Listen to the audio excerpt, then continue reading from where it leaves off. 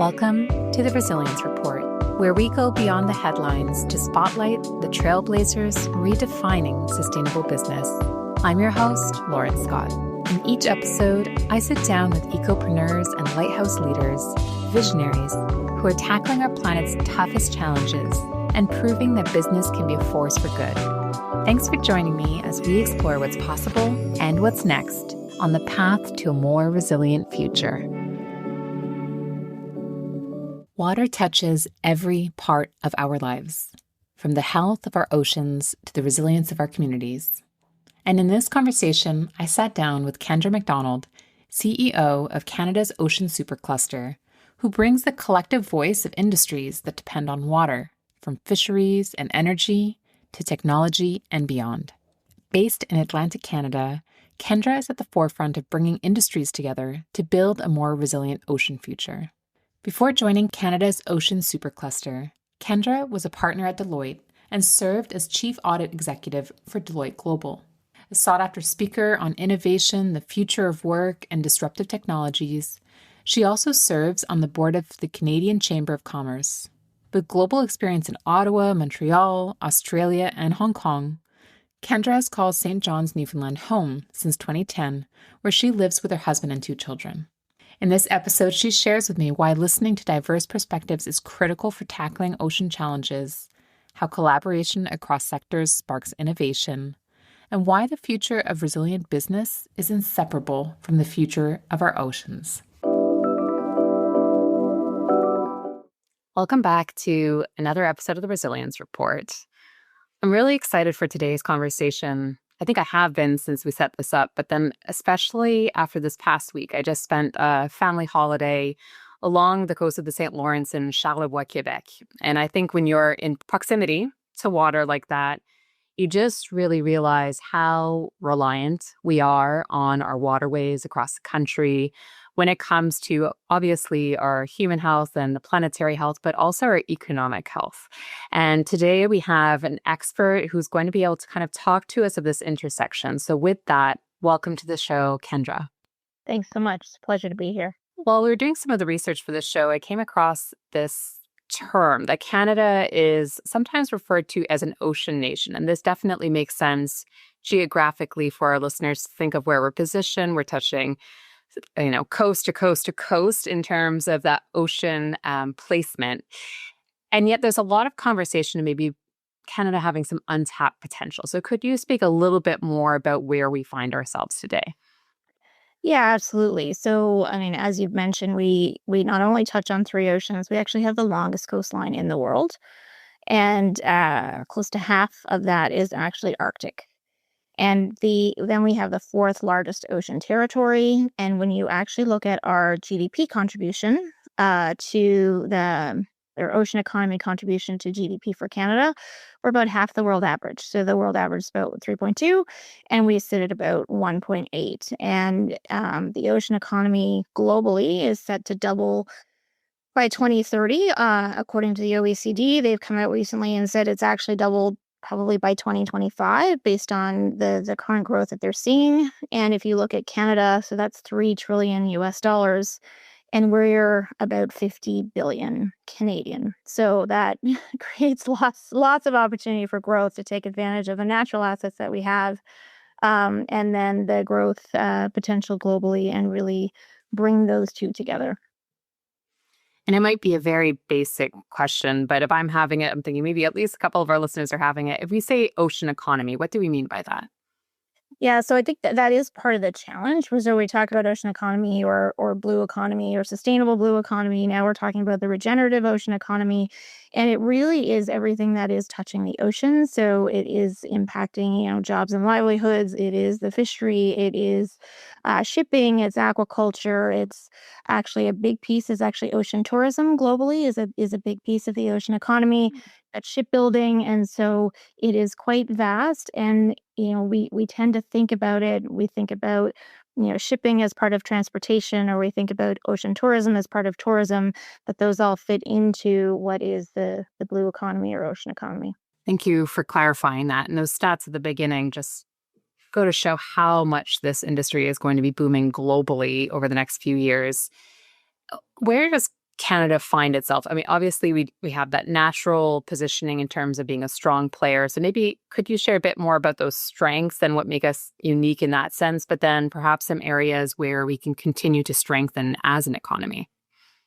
Yes, I think what's really exciting, so we talked about natural. We also have a huge concentration of researchers and PhDs in the ocean economy. So I think that's really exciting, where we have tended to be challenged, which is part of what the Ocean Supercluster is trying to do, is how we translate that research into commercial outcome. And so that's not just an ocean economy challenge in Canada. That is a sort of a broader challenge, but we do have, the people and the research capability.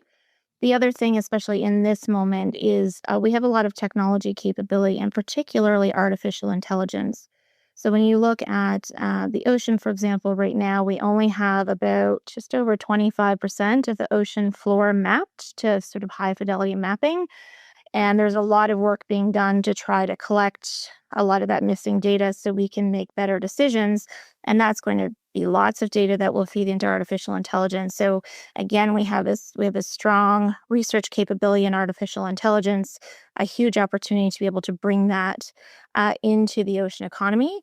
And I think the other thing is this model that we have. So the Ocean Supercluster has been around for the last 7 years and really trying to bring a collaborative model, accelerate growth. I was actually invited to the United Nations back in 2022 to talk about our innovation model because it is still relatively unique in the blue economy. Others are moving fast. So we need to be able to continue to move quickly. But I think it does set us apart. So where we have more work to do is really around awareness. So I didn't really think about how much of my job would be just raising awareness.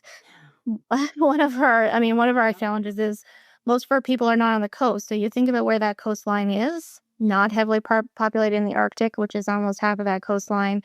And then a lot of our population sits in central Canada. If they think about water, they're probably thinking about the Great Lakes more so than necessarily the ocean. And so there's a lot of awareness raising. And so one of the key challenges for our companies is actually lack of access to capital. And so to be able to accelerate, we really need increased awareness of our investors, and more capital that is flowing into being able to grow these companies in the ocean economy. You touched on the concept of collaboration, and I'm sure when you're mentioning all those different industries, at some point, these maybe disparate otherwise industries are going to have to come together and collaborate. So what has that looked like, and are you seeing that accelerating over time? Yeah, so it's been fascinating. So when I came on to this or into this role, so I have a board, and that's evolved over time. But a shipping executive sitting next to fisheries, sitting next to we had oil and gas, and so there's a lot of variety of cultures and perspectives, and a number of those sectors had never really talked together before. So even that was a huge learning. And part of the logic of that was when you talk about technology, artificial intelligence may look different in each of those sectors, but they're all trying to figure it out, or robotics, or autonomous, or, a number of those technology threads. And that was part of the logic. And so if I take an example of that, so what we've seen is a lot of pivots. So I take my technology out of one sector and then I try to apply it into another. But one of our early projects was Ocean Aware. And so they have fish tagging technology. And their consortium, it was a very big project. And they were looking at how to bring that tagging and tracking. They had a shipping partner in there, fisheries, aquaculture, and they also had power and utilities. And the government was involved, as well as an academic institution. And so they were looking at how do they leverage this tagging technology to be able to better understand how fish are moving, to make better decisions. And what was interesting about that project is, one, they said, bringing it together in the first place, so bringing all those collaborators together, it takes more time. It's harder. But now we're really seeing our ability to speed up because of this model of collaboration, and we're actually bringing other collaborators to the table. And the other thing is, in the power utilities example, they actually found that they could significantly increase operating efficiency for power dams. And so one of the challenges of power dams is fish movement and understanding when the fish are moving and trying to minimize impact. And they didn't have very good information around that. And so that project has now moved from tagged tracking to tagless tracking. So how do you take computer vision to be able to identify fish in moving water, which is not that straightforward. It's not like they're a shiny fluorescent green moving through the water. So how do you identify that and then use now computer vision technology to be able to better understand fish movement and improve power dam operations? So there's lots of examples like that. Those are the examples, obviously, that get me really excited. But it is really, experimenting with technologies or taking a use case from one into another to be able to accelerate learning. From a sustainability lens, so I work in the emissions space, and we're often talking about this reality. I think that a lot of us have had greenhouse gas blinders on for a long time and haven't necessarily been thinking about water as a resource and the importance of really ensuring that there is environmental health there that then leads to human health, that leads to economic health. So how do you think about that? Because it is a delicate dance between that economic development, but at the same time, we saw it with some of our seafood out east, that if there is a disease that spreads because of there could be extreme weather patterns or could be changing temperatures. But how do you strike that balance as you're looking at working with your various stakeholders? Yeah, so when I started in this role, actually, sustainability was not, we were very focused on economic growth, and Canada has Ocean Protection Plan that has much more of a sustainability, and we said it doesn't really make sense not to bring those two together. What's exciting is a lot of our entrepreneurs, they want to also make the ocean better. And so there's a high-level panel on sustainability that has a number of countries involved, and what they really look at is production, protection, and prosperity. So really, how does ocean health and wealth come together? And what's really exciting is a healthier ocean is actually a more productive ocean. So those two things are actually not at odds. And so I think that makes it easier. And so we have seen more and more of the focus being building solutions for a healthier ocean. The other comment I would make is a lot of the solutions come from the ocean. So for me, I grew up learning about the rainforest, right? We learned about the rainforest and the importance of the rainforest for carbon sequestration. The ocean actually is a big absorber of carbon, right? The most intense carbon sink in the world. And so I think that's a really important message too, is part of the solution is in the ocean if we can make sure that we are better stewards of the ocean. You were touching on a few different technology pieces before as well, and it seems like obviously AI is being talked about. You're even mentioning within your various stakeholders in different industries that have very different projects, but they're trying to think of how to use technology in different ways. How are you seeing that come to fruition? I mean, it's this dance again of trying to figure out what can be trusted, what should we test. And so what does that look like in terms of new technology adoption and maybe even information sharing between those different industries? Yeah. So, I mean, one of the things that really attracted me to this, which I didn't realize until I started doing the research for this role, is that we are really digitalizing the ocean. So, it's funny, I saw a video from like the 60s. It says we can go farther and deeper in the ocean than ever before.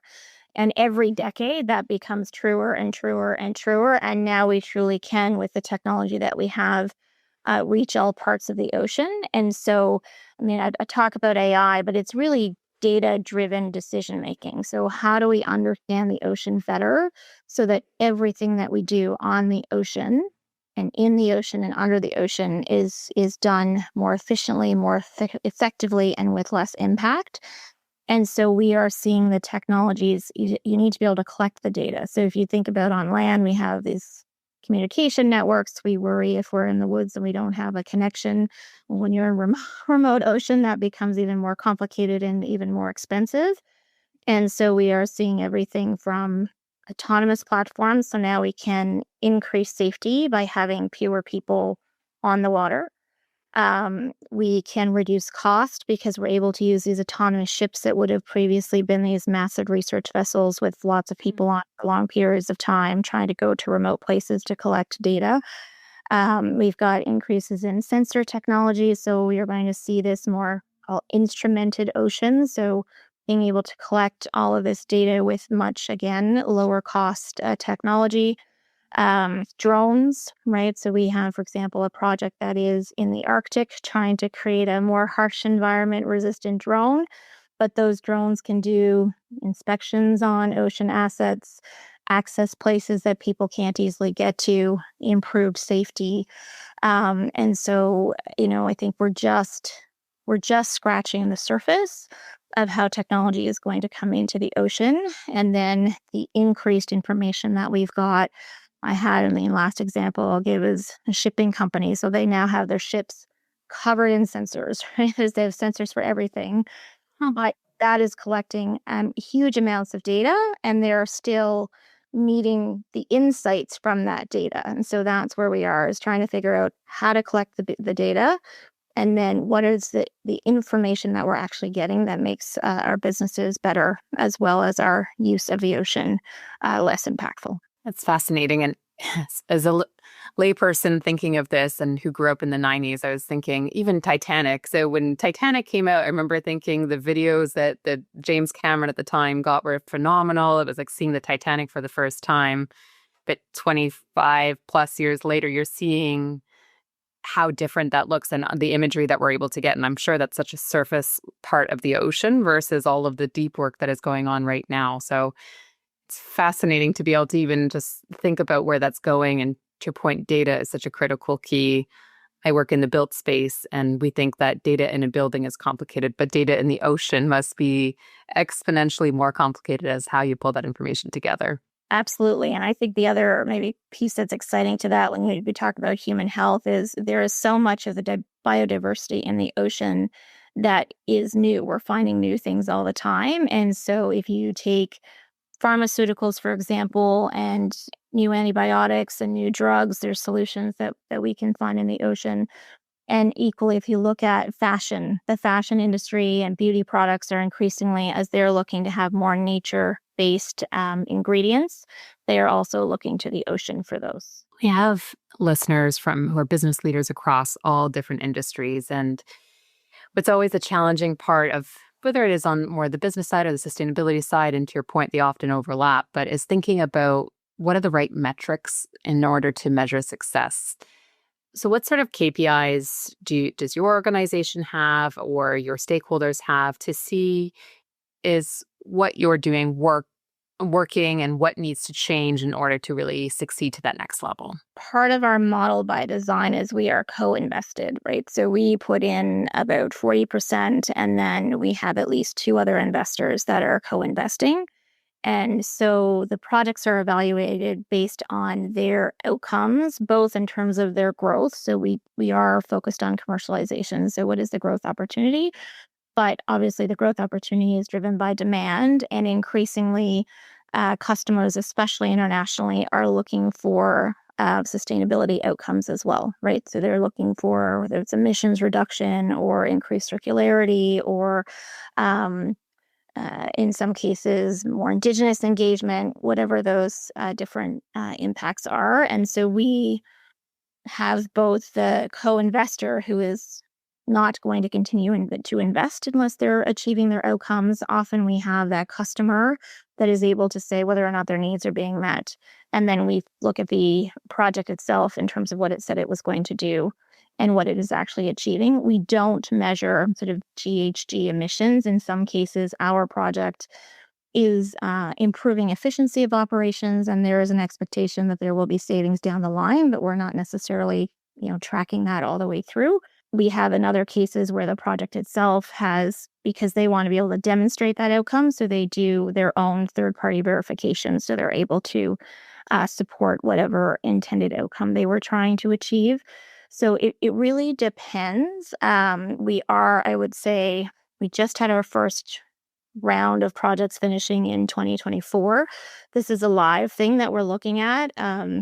What we find is the easiest things to measure are not the most important things. So that would be maybe my last comment on that is it's the qualitative for us. It's not just about the impacts from a sustainability perspective, but it's also, are we creating connection? Are we, introducing companies to each other? And what we discovered as we look at qualitative impact measurements is that is much more challenging to do. So that, I don't know if that's helpful or not. Maybe I'm right there with you in terms of how do you make sure that you are not just measuring the things that are easy, but finding the ways to measure the things that are most impactful.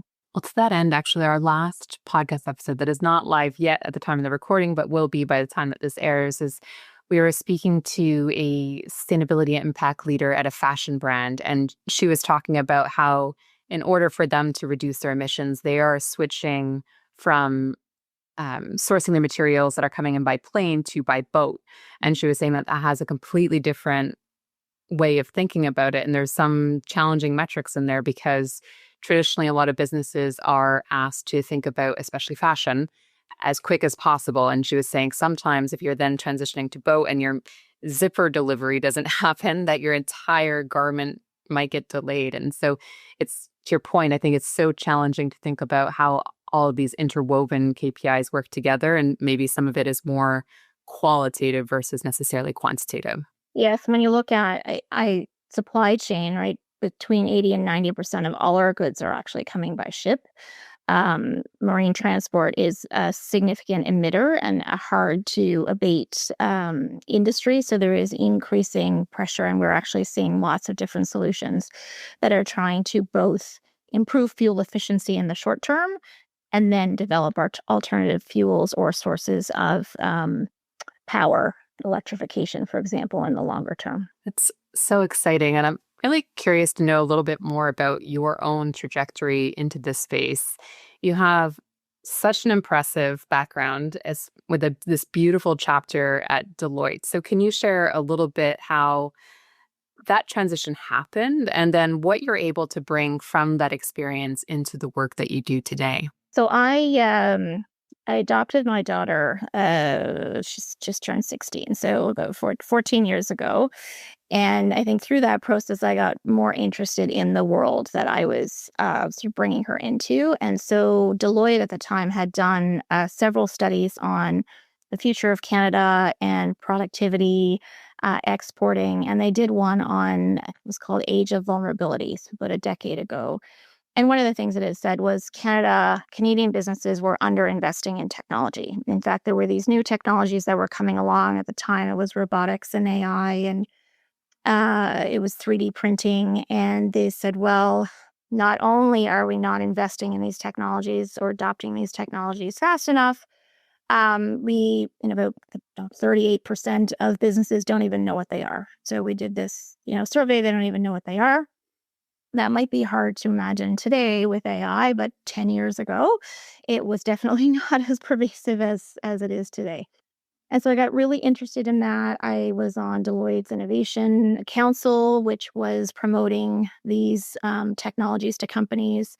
I got involved locally in the Newfoundland and Labrador Technology Association in promoting the importance of these technologies for the province, particularly in provinces which are aging. And, to be able to maintain productivity, we're going to need technology. So I got involved there. And then through that role, the recruiter that was helping me get a new CEO for that association happened to be the recruiter for this role. And she said, well, if you really care about Canada and you really care about the future of the region, this is the job that you should be doing. So here we are.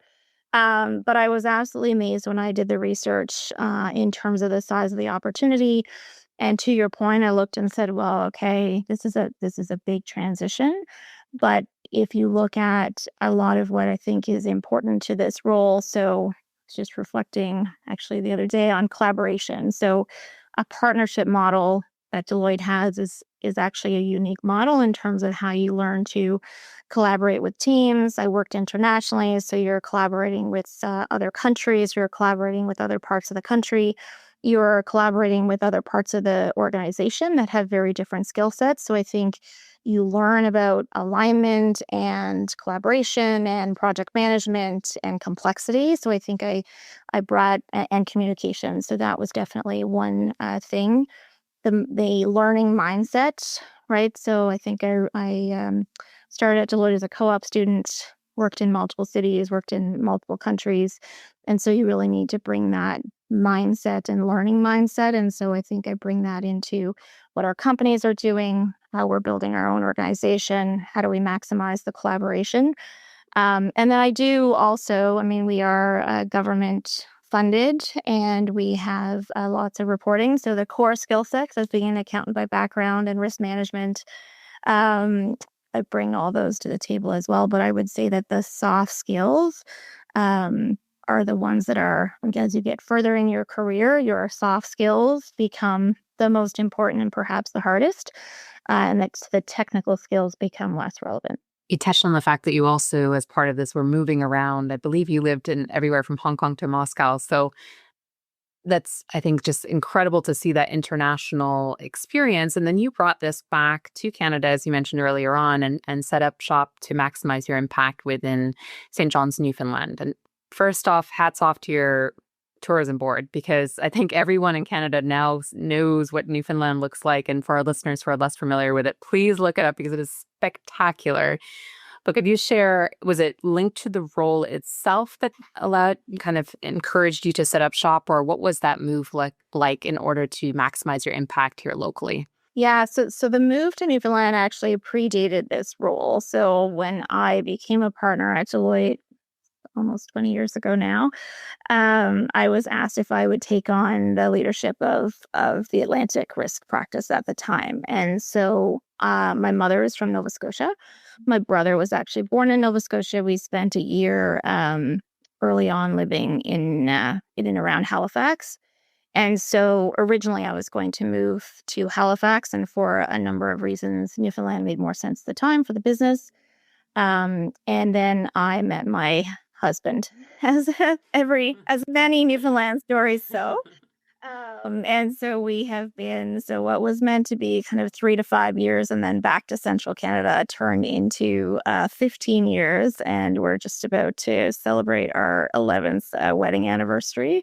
And so this was actually the first time that I kept the city and changed the role.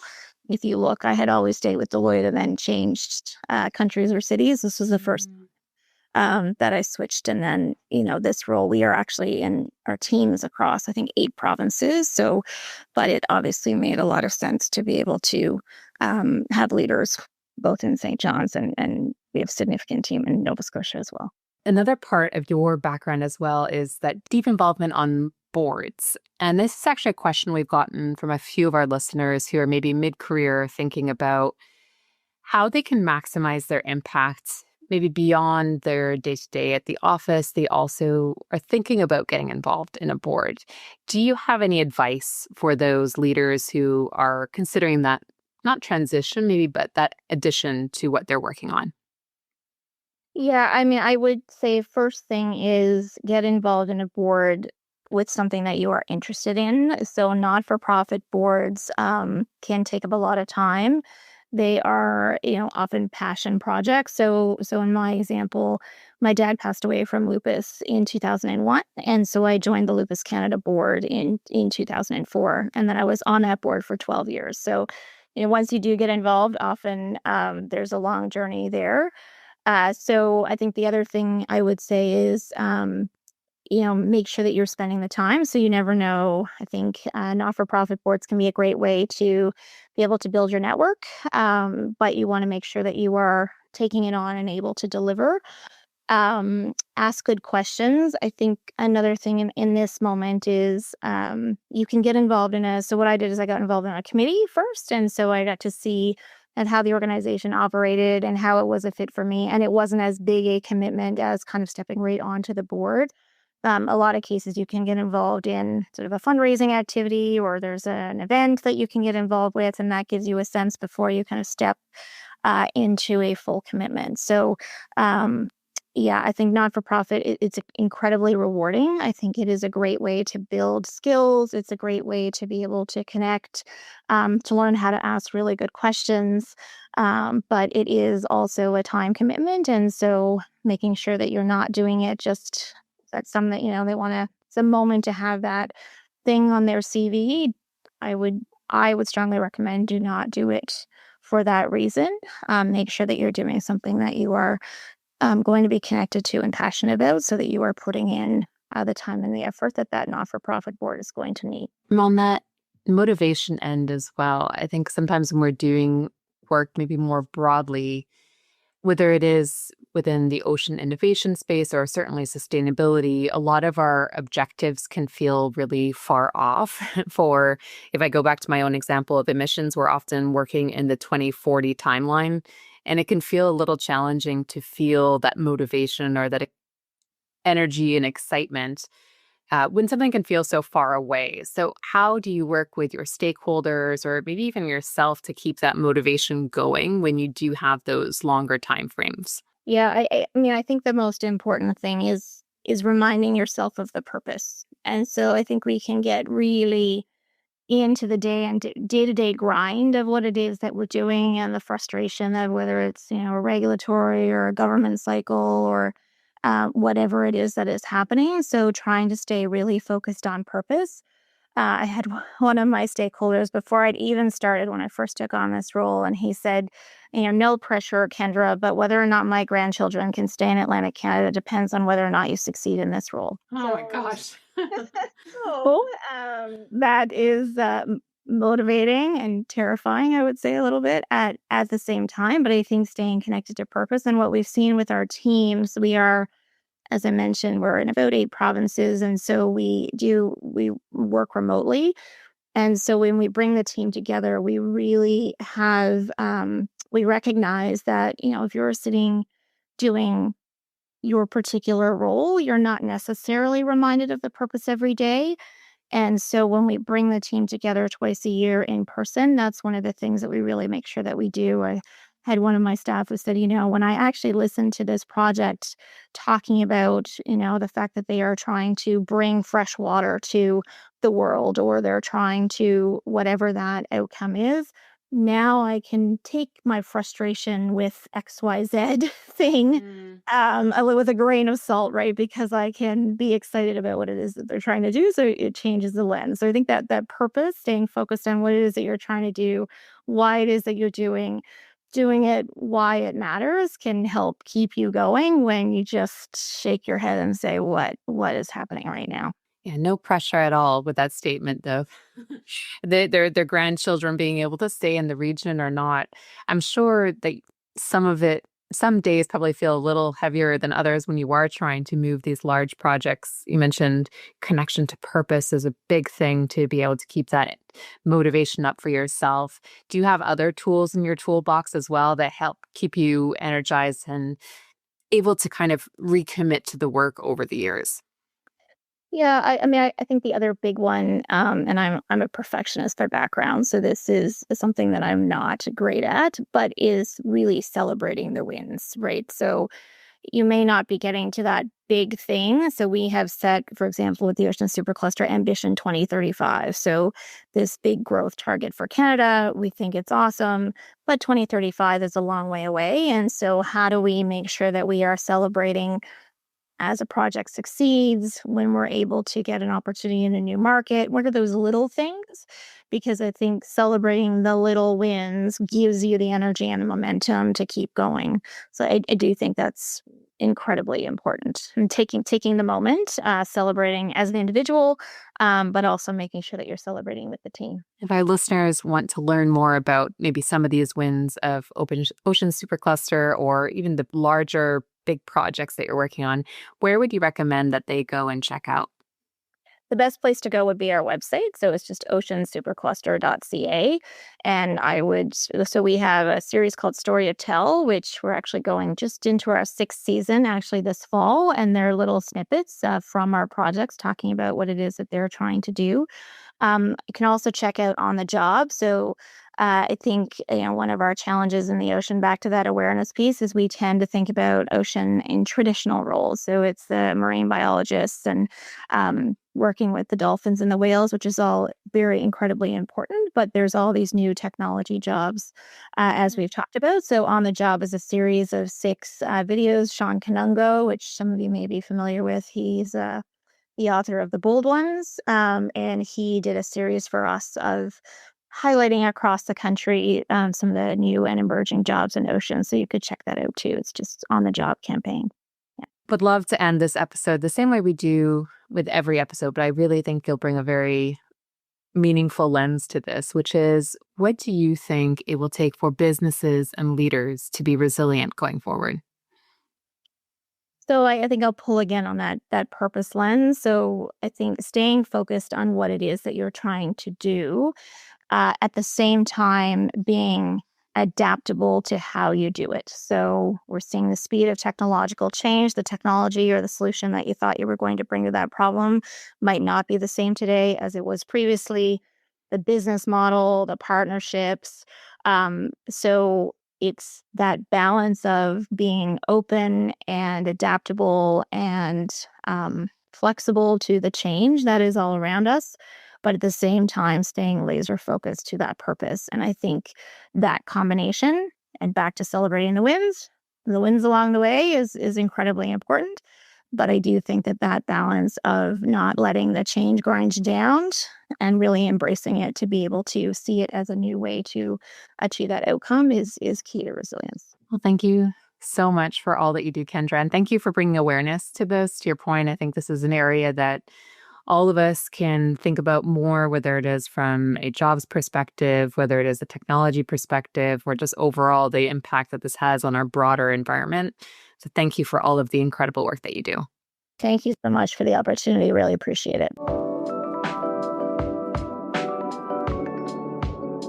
I hope that you've enjoyed this week's edition of the Resilience Report. If you would like to hear and see more, be sure to check out @The Resilience Report on YouTube, Instagram, and LinkedIn. Until we connect again, remember, even on the darkest of days, we all have the opportunity to be a lighthouse for others as we collectively pursue better, more resilient business.